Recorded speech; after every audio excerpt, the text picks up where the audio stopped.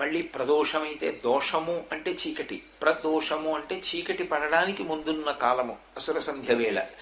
ఆ కాలమునందు సంధ్యావందనము ఇవి సూర్యచంద్రుల యొక్క గతుల మీద ఆధారపడతాయి. ఎప్పుడైతే సూర్యచంద్రులు ఇద్దరూ కదలిక లేకుండా ఆగిపోయారో, లోకమంతా చీకట్లు కమ్మేసిందో, కాలము తెలియలేదు కాబట్టి ఆయా కాలముల యందు జరగవలసినటువంటి కర్తవ్యములు నిలబడిపోతాయి. పైగా నిష్కారణంగా లోకులు ఖేదపడకూడదు.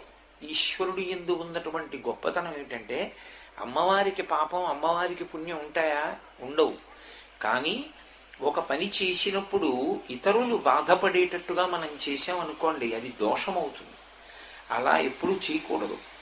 లోకులందరూ బాధపడ్డారు సూర్యచంద్రులిద్దరి యొక్క ప్రకాశం లేక చీకటి కలిగితే.